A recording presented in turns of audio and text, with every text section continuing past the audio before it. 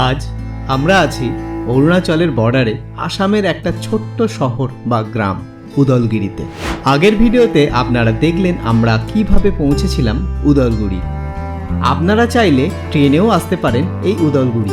প্রতি রোববার হাওড়া ডিব্রুগড় স্পেশাল এবং সোমবার ও শুক্রবার কামরূপ এক্সপ্রেস করে আপনারা মাত্র 20 ঘন্টায় চলে আসতে পারেন উদলগুড়ি। এবারে তার পরের যাত্রাটা আপনাদের কাছে নিয়ে আসতে চলেছি।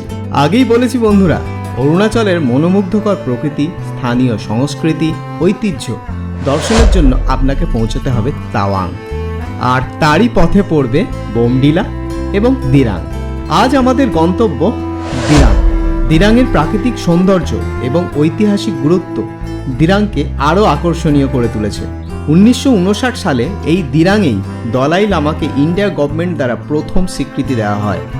আর প্রাকৃতিক সৌন্দর্য, একটু ধৈর্য ধরুন বন্ধুরা, সব তুলে ধরছি আমার এই দিকবেদিক চ্যানেলে ভিডিওর মাধ্যমে। তো চলুন বন্ধুরা, আজ আমরা পৌঁছই দিরাং পর্যন্ত। ওয়েলকাম, নমস্কার বন্ধুরা। আজকে শুরু করছি আর একটা নতুন ব্লগ, একদম নতুন জায়গা থেকে। জায়গাটার নাম হচ্ছে উদলগিরি। এই যে আমি আর অভিজিৎ, ওই যে আমরা উঠে পড়েছি। সকালই উঠেছি আমি, মোটামুটি 5টা-6টার সময়, 5:30-6টার সময় উঠে পড়েছি। আর আজকে আমরা এখান থেকে বেরোবো অরুণাচল প্রদেশের উদ্দেশ্যে। উদলগিরি বেশ একটা কিন্তু সুন্দর জায়গা। এটা হচ্ছে অ্যাকচুয়ালি আসাম আর অরুণাচল বর্ডার। এটা এখনো পর্যন্ত আমরা আসামেই আছি। আর কিছু দূর গেলেই পড়বে ব্রহ্মগিরি। ব্রহ্মগিরির পরেই মনে হয় যত সম্ভব অরুণাচল প্রদেশে আমরা ঢুকে যাব।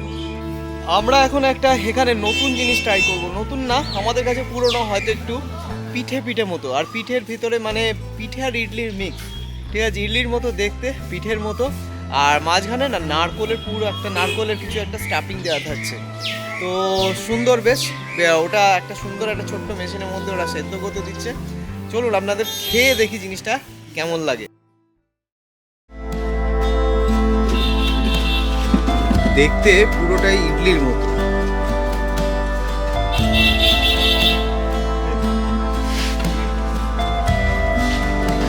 আমাদের ওখানে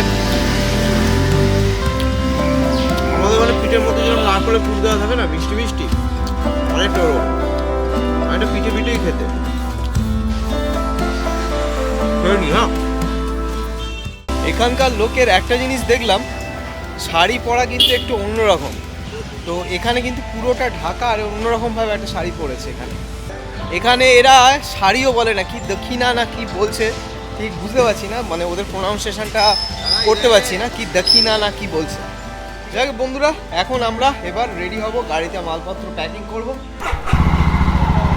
আমরা এই জাস্ট বেরোচ্ছি, এখন 9:30 বেজে গেছে। এই আমরা জাস্ট উদলগুড়ি, এটা এখনও উদলগুড়িতেই আছি। উদলগুড়ি থেকে বেরোচ্ছি, অনেক বেলা হয়ে গেল। বেশ দারুণ রাস্তাটা, রাস্তার পাশে সুন্দর, বেশ রাস্তার মধ্যে এই তরমুজ সব আখ নিয়ে বসেছে। আর আমার বাঁদিকে হচ্ছে ট্রেন লাইন। আমরা এই একটু আগে ট্রেন লাইনটা ক্রস করলাম। এই হচ্ছে উদলগিরির রাস্তা। একটা ছোট্ট গ্রাম, অ্যাকচুয়ালি গ্রাম শহর, মানে ওইটুকু জায়গায় মার্কেট আছে। আর সেরম কিন্তু কোনো মার্কেট নেই এখানে, ওই স্টেশনের কাজটা, ঠিক আছে। আর আমাদের এখান থেকে উদলগিরি থেকে দিরাং, আমাদের আজকে গন্তব্য হচ্ছে দিরাং। বলেছি কিনা খেয়াল পড়ছে না। তো যাই হোক, আজকে দিরাংয়ের এখান থেকে ডিস্টেন্স হচ্ছে 200 কিলোমিটার দেখাচ্ছিল, এখন 4 কিলোমিটার কমে গেছে, 196। দেখুন চারিদিকে মাঠ আর সবুজ।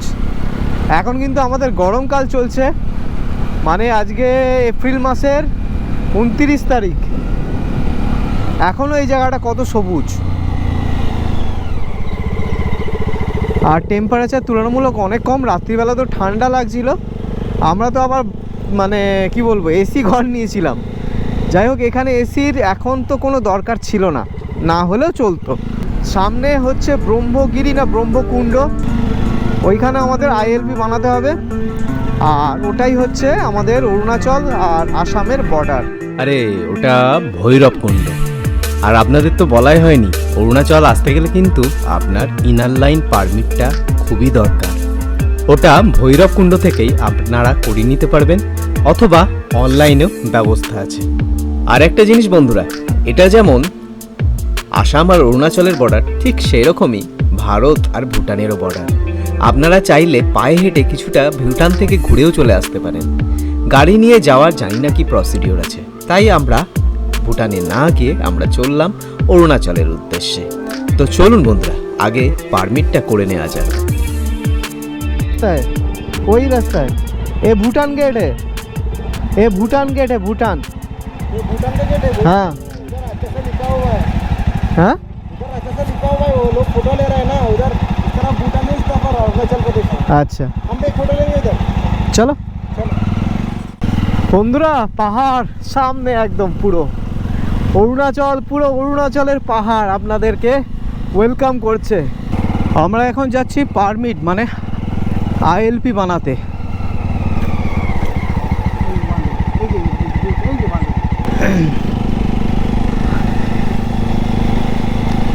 মানে ওখানে চেকিং অফিস আছে, চেকিং অফিসে ফার্স্টে জিজ্ঞেস করলাম, তারপর ওরা বললো যে এইদিকে বানাতে হবে, আগে বানাতে হবে, তারপর ওখানে এই বিল্ডিংটা।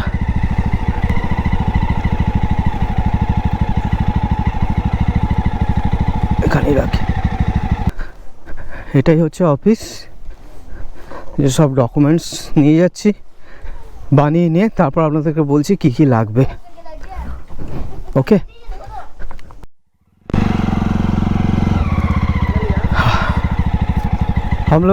আমাদের এখন পারমিট হয়ে গেছে। আমরা এখন পারমিটটা এন্ট্রি করাচ্ছি, এন্ট্রি করেই বেরিয়ে যাব। পারমিট করাতে বেশিক্ষণ লাগলো না, মোটামুটি 10-15 মিনিট খুব জোর। এবার দেখি এন্ট্রি কি করে। এই হচ্ছে এন্ট্রি অফিস, আর পারমিট অফিস তো আপনাদের আগেই দেখালাম। এন্ট্রি অফিসটাই আগে পড়বে, ভেতরে পারমিট অফিস। আমাদের পারমিট বানানো হলো, আর এই জায়গাটার নাম হচ্ছে বালেমু, ঠিক আছে। আর এখান থেকে দেখলাম মানে জাস্ট ওই পারমিট অফিসটা ক্রস করে একটু ওপরে উঠতেই রাস্তাটা কিন্তু হয়ে গেল এরকম সুন্দর, ঠিক আছে। মানে কোনো প্রবলেম নেই। আমরা ভাবছিলাম রাস্তাটা হয়তো খুব একটা ভালো হবে না, বাট রাস্তা বেশ ভালোই তো মনে হচ্ছে আপাতত। Wow, just wow. আমাদের অরুণাচল বন্ধুরা, পাশ দিয়ে একটা নদী যাচ্ছে। নদীটার নাম যতদূর সম্ভব দিরাং নদী মনে হয়, আমি শিওর নই বন্ধুরা, ভুল হলে আমায় অবশ্যই কমেন্ট করে বলে দেবেন, বাট মনে হয় এটা দিরাং নদী। পাহাড়গুলো দেখছেন, এলে একটু অন্য কালার, লালচে লালচে কীরকম লাগছে জানি না, ক্যামেরা কীরকম লাগছে। কোনটা রাস্তা, এটা বন্ধ। অনেক ব্রিজ কিন্তু এরকম আন্ডার কনস্ট্রাকশানে পড়ে আছে। এই এটা হয়ে গেলে আর এই ঘুরতে হবে না, সোজা বেরিয়ে যেতে পারবেন। 2-3টে এরকম ব্রিজ পেলাম।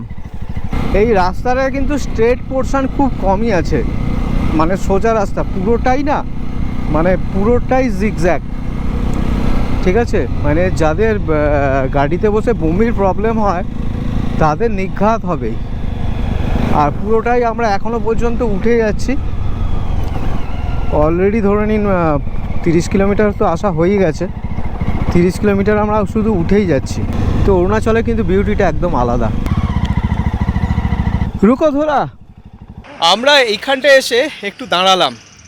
প্রায় যেখানে পারমিট করালাম ওখান থেকে 30 কিলোমিটার আমরা ওপরে এসেছি, কিন্তু এই 30 কিলোমিটার রাস্তাটা পুরোটাই হচ্ছে জিগজ্যাগ। মানে খুব এই 30 কিলোমিটারের মধ্যেই আমরা অনেকটা উপরে উঠে এসেছি কিন্তু। মানে দেখতে পাচ্ছেন এইখানে, মানে 30 কিলোমিটার আগে আমরা ওখানে কোনো পাহাড় সেরকমভাবে দেখতেই পাচ্ছিলাম না, আর এখন এই 30 কিলোমিটার একদম পাহাড়ের মাথায়। আমার পেছনে একদম মেঘ ঘোরাঘুরি করছে, মানে মেঘ আমার সামনেই আছে, খুব একটা দূরে নেই।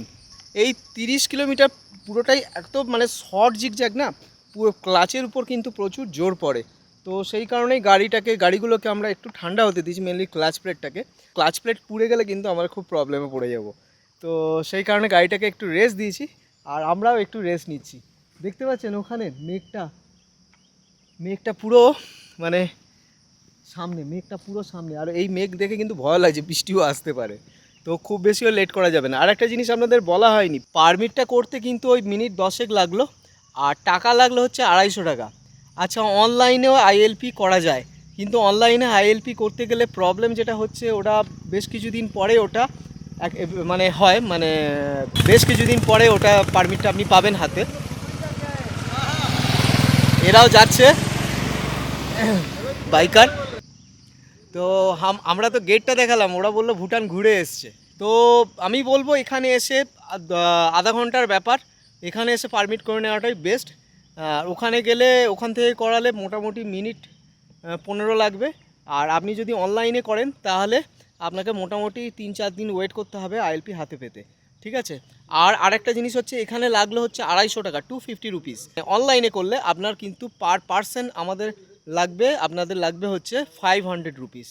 তো পয়সাও কম আর সময়ও আপনি সঙ্গে সঙ্গে পেয়ে যাবেন, শুধু একটু কষ্ট করতে হবে। তো আমার মতে এটাই বেস্ট। আর আরেকটা কথা, এই অরুণাচল প্রদেশে ঢুকে কিন্তু কোনো পেট্রোল পাম্প নেই এখনও পর্যন্ত। এই 30 কিলোমিটার আমরা কোনো পেট্রোল পাম্প পাইনি। এখানে কি একটা জায়গা আনকালিং হচ্ছে আর 10 কিলোমিটার। আর রূপা আছে রূপা, ঠিক আছে। তো রূপা হচ্ছে আর এখান থেকে 80 কিলোমিটার। আর এখানে একটা অদ্ভুত জিনিস দেখছি, মানে খুব কম পাহাড়ে দেখা যায় এরকম কলা গাছ, জানেন তো? এই দেখুন এখানে সামনে একটা কলা গাছ, এই পেছনে একটা জায়গা ছিল, ওই দেখুন এখানে আর একটা কলা গাছ, ওইখানে প্রচুর কলা গাছ আছে উপরে। তো এই কলা গাছ কিন্তু সচরাচর পাহাড়ে আমি কোথাও দেখিনি, এখানেই দেখছি বাঁশ গাছ আর কলা গাছ। এখন প্রায় 12:30 বাজে, 12:30 বেজে গেছে। আপনারা তো দেখলেন আমরা বেরোলাম প্রায় 10টার সময়, পুরো খোয়া আসতে।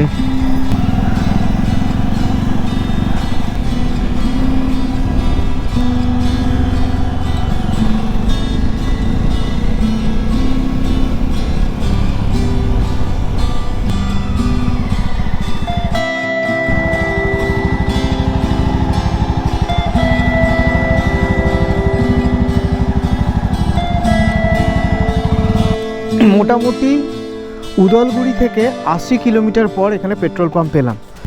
এর আগে কিন্তু কোনো পেট্রোল পাম্প নেই। সেই উদলগিরির থেকে বেরিয়ে একটা পেট্রোল পাম্প ছিল এই রাস্তায়, মাঝখানে কিন্তু আর কোনো পেট্রোল পাম্প পাবেন না, বুঝে আসবেন। আর এইখানে রেট কিন্তু অনেক কম, 93.51।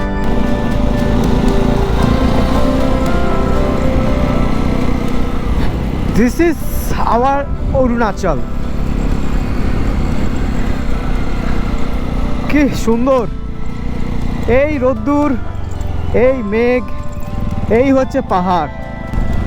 এখানে সব কীরমভাবে চাষ করা হচ্ছে, এগুলো কিন্তু সব চাষের জন্য। এখানে প্রচুর কিন্তু মাঝে মাঝে শান্তি স্তূপা দেখতে পাবেন, ওই স্তূপাগুলো, বৌদ্ধিস্ট স্তূপাগুলো। আর তার পাশে পাশে প্রেইং ফ্ল্যাগ সাদা রঙের যেগুলো হয়। এখন রাস্তাটা একটু সোজা হয়েছে, জানেন তো, মানে আগের মতো অত ঘুরু নেই। আগে তো পুরো মানে একটুখানি মানে স্পিড তুলতেই পারছিলাম না, এখন মোটামুটি 50-60-এ যাওয়া যাচ্ছে। নাহলে অনেক বেজে গেছে, প্রায় 1:30টার কাছাকাছি বাজে। আর আমাদের এই দাঁড়াতে আস্তে না প্রচুর টাইম লাগছে। এখানে একটা দারুণ জায়গা দেখলাম, বেশ সুন্দর লাগছে এখান থেকে জায়গাটা। আর জায়গাটার নাম হচ্ছে তেনজিং জ্যাং। তো এই জায়গায় একটু দাঁড়িয়ে পড়লাম আর কিছু ফটো নেবো। আর ওই দিকটা পুরো মেঘ হয়ে আছে। আর এখানে দেখুন এই 3 ইডিয়েটের মতো বেশ কিছু ওই কি বলে সিটগুলো করা আছে।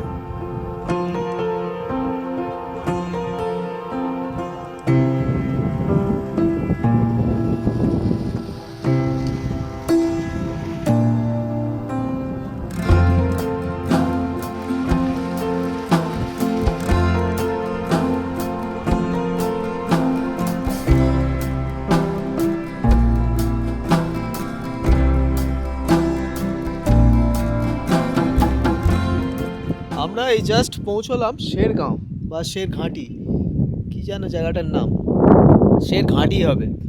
তো এখানে এই যে দেখতে পাচ্ছেন ছোটো একটা রেস্টুরেন্ট, রয়্যাল রেস্টুরেন্ট। যাই হোক, এখানে এখন খাচ্ছি লাঞ্চ। এখন ঘড়িতে বাজে 3:30। দিরাং এখান থেকে এখনও প্রায় 90 কিলোমিটার, ঠিক আছে, এখনও প্রায় 2-2.5-3 ঘন্টার কাছাকাছি জার্নি এখনও বাকি আছে। মানে আজকেও সেই যে পৌঁছতে পৌঁছতে আমাদের 6টা বেজে যাবে আশা করছি। আর একটা কথা, এই শেরগাঁও ঢোকার আগে এই 2 কিলোমিটার 1 কিলোমিটার আগে জাস্ট একটা পেট্রোল পাম্প আছে, আবার কি বিপিসিএলের, আমাদের জন্য খুবই লাভ। কিন্তু আমাদের তো তেল ওখানে ইন্ডিয়ান অয়েলে দেখলেন ভরে নিয়েছি, তো এটা একটা ইনফরমেশান দিয়ে রাখলাম। মানে ইন্ডিয়ান অয়েলের পাম্প থেকে এই পাম্পের ডিস্টেন্স প্রায় 30 কিলোমিটার। আমাদের লাঞ্চ এসে গেছে, আমরা অর্ডার দিয়েছি fried rice, chicken fried rice আর চিলি চিকেন। অভিজিৎ খেতে বসে গেছে।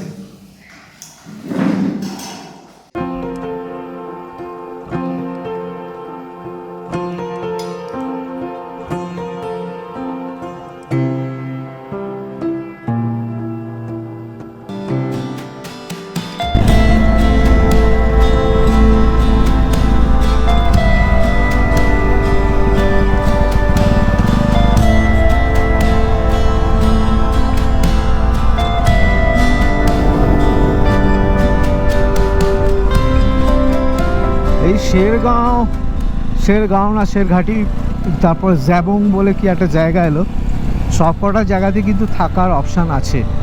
আমরা যেমন দিরাং যাচ্ছি, যদি আপনাদের কারো দেরি হয়ে যায় বা কোনো প্রবলেম হয়, সব জায়গাও থাকতে পারবেন। এখানেও কিন্তু পাহাড়ের অনেক রকম কালার দেখতে পাচ্ছি। এটা কীরকম অ্যালুমিনিয়াম কালার, দেখুন বন্ধুরা পাহাড়ের কালারটা সম্পূর্ণ অন্যরকম কালার। আচ্ছা, পাহাড়গুলো কিন্তু গাছ এখন কমে গেছে, প্রচুর গাছ ছিল, এখন গাছপাতা কিন্তু আর অত দেখতে পাচ্ছি না। বাদিক দিয়ে কিন্তু নদীটা যাচ্ছে, দিরাং নদী ওটা। বাবারে, পাহাড়গুলো দেখেই ভয় লাগছে।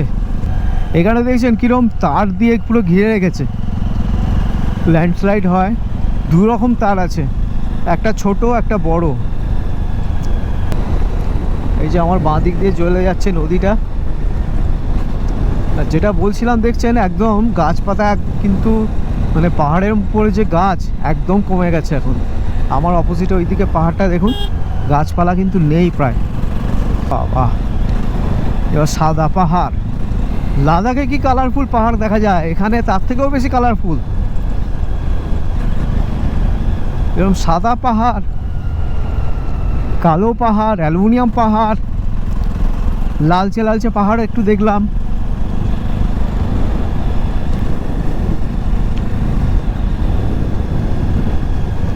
এখানে একটা আর্মি ক্যাম্প আছে দেখুন, একদম দিরাং নদীর পাশে।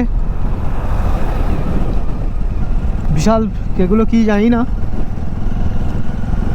বাট অনেক কিছুই আছে। আগে দেখলাম ওদিকে মানে ওদের খেলাধুলার জায়গা করা আছে সব। আর আরেকটা জিনিস বলে রাখি, আমরা রূপার কাছে পৌঁছে গেছি। আমরা এখন রূপা দিয়েই ক্রস করছি। এরপরের বড় ডেস্টিনেশন হচ্ছে বোমডিলা। আচ্ছা, বোমডিলা আমাদের যেতে হলো না, ঠিক আছে, বোমডিলার আগে থেকেই ঘুরে গেলাম।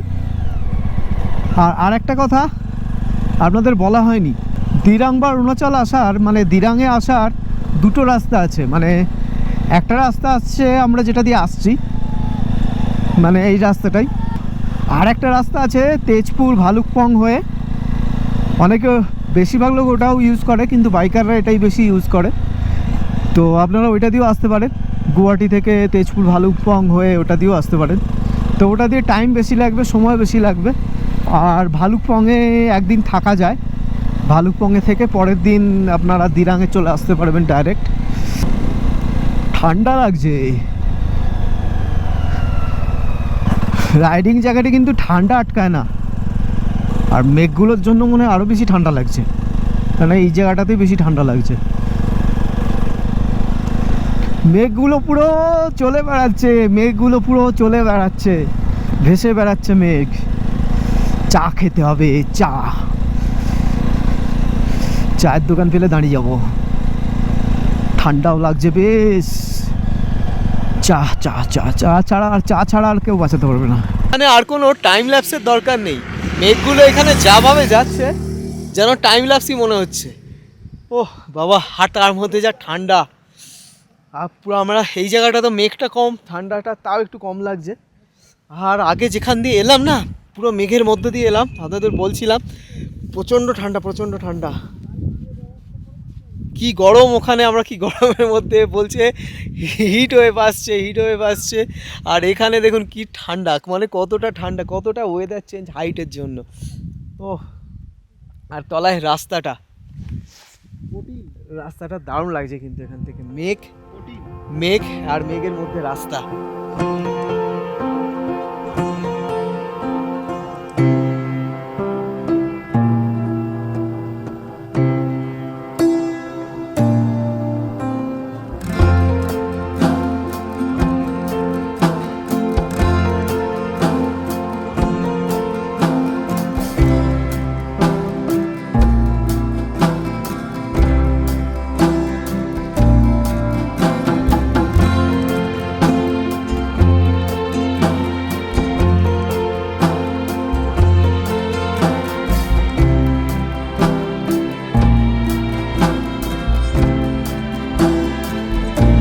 আমাদের হোটেল থাকার জায়গা বুক করে নিয়েছি তেজলিং হোমস্টে।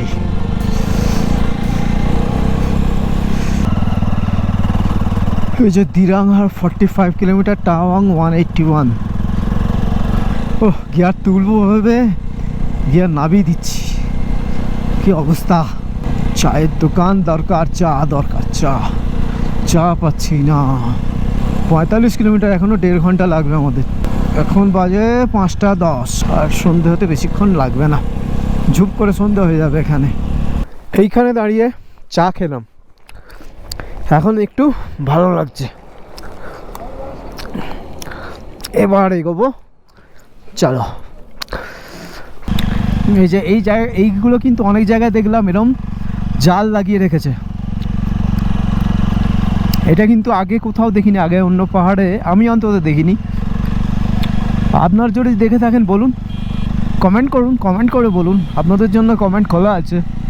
কিচ্ছু দেখা যাচ্ছে না, পুরো মেঘ। তাও একটু ঠিক হলো ভিজিবিলিটি, আগে তো একদমই দেখা যাচ্ছিল না, পুরো অন্ধকার হয়ে গেছিলো। হঠাৎ করে আবার আলো ফুটে গেল। ওহ বাবা রে, ভালো আপনাদেরকে সঙ্গে নিলাম, আপনারা আমায় আলো দিয়ে দিলেন, থ্যাংক ইউ। মানে ক্যামেরাটা অন করতে করতেই মেঘও কমে গেল, ফগ মেঘ যাই বলুন।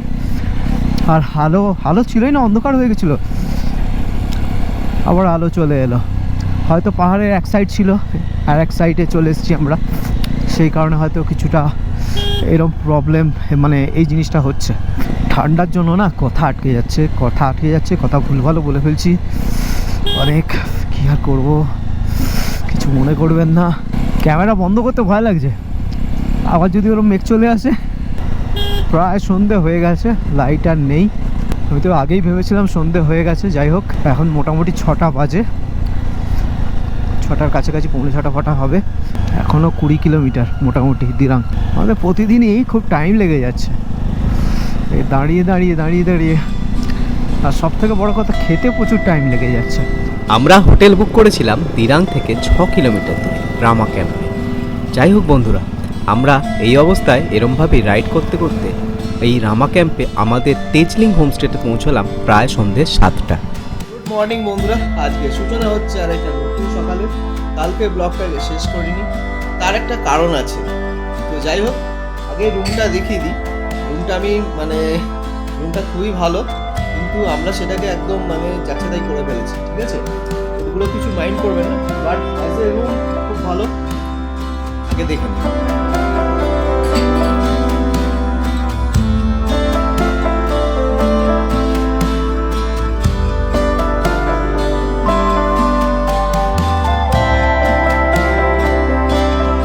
এখানে 3 জনের 3টে সেপারেট বিছানা পেয়েছে, যেটা আর কোথাও পাইনি। আর যেটা মেন কারণ হচ্ছে কালকে রাতের ব্লগটা শেষ না করার। দেখুন,